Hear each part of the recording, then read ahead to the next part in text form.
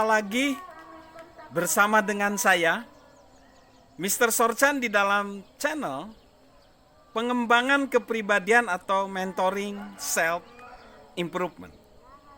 Konteks besar kita saat ini adalah bagaimana arti kepemimpinan yang sesungguhnya. Dan kepemimpinan itu dihubungkan dengan hidup yang bermakna. Bagaimana kita bisa membuat perbedaan bagi sesama dan menghadirkan banyak perubahan positif di dalam kehidupan kita. Di segmen kemarin, saya membahas tentang kisah kita bisa menginspirasi dunia. Dan Selin, seorang anak muda belia 16 tahun, dia bisa menciptakan perubahan bagi kehidupan orang. Dan saat ini kita akan membahas apa sih kisah tentang hidup kita sendiri, kisah kita. Ya, kehidupan setiap orang itu sebenarnya mengandung sebuah kisah. Ketika kita bertemu misalnya dengan orang yang baru pertama kali, kita akan nanya, kita akan berkenalan dan kita nanya, berbagi cerita siapa mereka, di mana mereka tinggal, lalu kenapa mereka pindah ke sini, atau setelah dari sini mereka mau kemana. Pokoknya intinya mereka menuturkan sebuah kisah.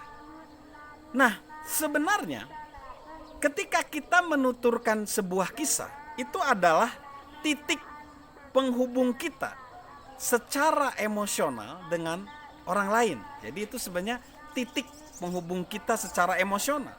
Itu tuh kayak menjembatani kesenjangan di antar manusia. Mengapa? Karena semua orang sebenarnya pengen kisahnya bagus. Dan memang selalu begitu. Dan kisah-kisah kehidupan orang itu mencerminkan apa?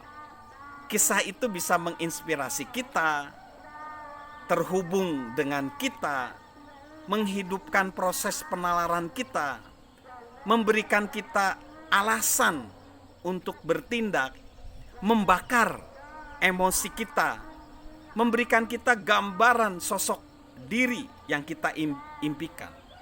Jadi sebenarnya kisah-kisah itu apa sih? Kisah-kisah itu adalah kita sendiri. Kisah-kisah itu adalah kita.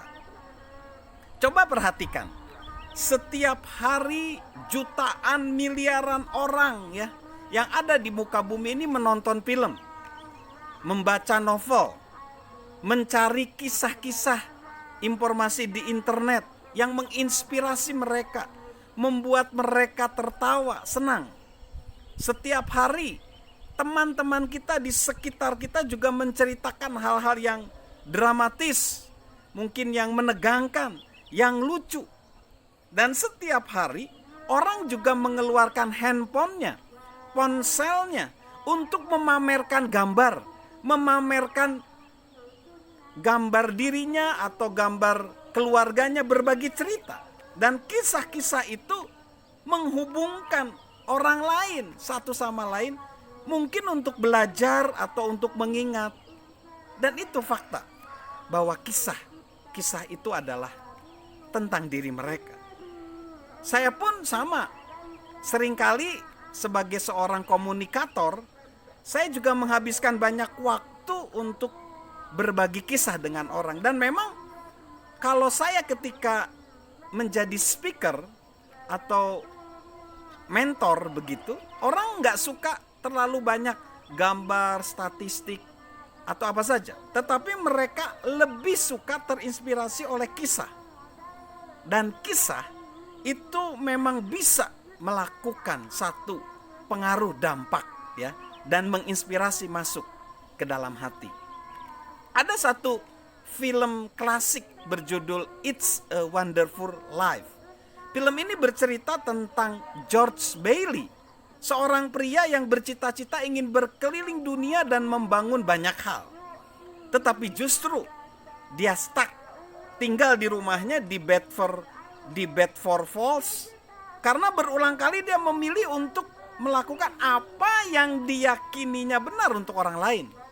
Suatu ketika George mengalami krisis hingga akhirnya dia yakin semua orang di sekitarnya akan lebih baik kalau dia tidak dilahirkan aja. Maksud perkataan dia sebenarnya adalah dia hidupnya nggak berarti. Perubahan besar terjadi ketika ada bantuan dari malaikat. George mendapat kesempatan untuk melihat seperti apa keadaan kota dan kehidupan orang lain jika dia tidak pernah ada. Tanpa dirinya tempat itu jadi gelap, jadi negatif.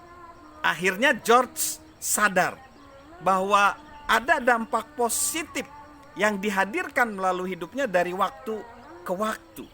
So dia bertindak untuk melakukan apa yang menurutnya benar adalah bisa membantu orang lain. Akhirnya Clarence, si malaikat berkata, kehidupan setiap orang menyentuh begitu banyak kehidupan orang lain. George telah menyentuh banyak kehidupan dalam hal-hal kecil dan dia telah membuat perbedaan. Nah, bagaimana kehidupan kita? Apakah kita ingin menyentuh kehidupan orang lain?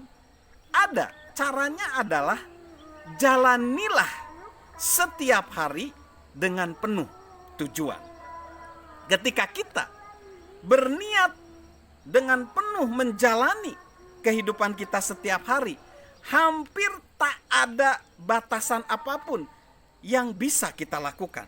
Kita bisa mengubah diri kita, mengubah keluarga kita, mengubah komunitas kita, bahkan mengubah bangsa kita. Jika kita cukup banyak orang sama-sama melakukannya, banyak orang itu bisa mengubah dunia. So, ketika kita secara terencana bertujuan menggunakan kehidupan sehari-hari kita untuk membawa perubahan positif dalam hidup orang lain, kita akan mulai menjalani hidup yang bermakna. Lalu yang selanjutnya, kita harus terlibat dalam kisah itu. Sebagian besar orang ingin mendengar atau menuturkan kisah yang bagus, tetapi mereka tidak menyadari bahwa mereka bisa dan seharusnya menjadi kisah yang bagus. Itu menuntut kita memimpin kehidupan kita sendiri. Itu berarti kita berangkat terlebih dahulu, meskipun tak seorang pun mengikuti kita. Ketika orang yang tidak bertekad kuat melihat hal-hal yang salah, mereka berkata gini, kita harus melakukan sesuatu. Mereka melihat atau mendengar sebuah kisah, lalu mereka bereaksi secara emosional dan intelektual, tetapi mereka tidak melangkah lebih jauh.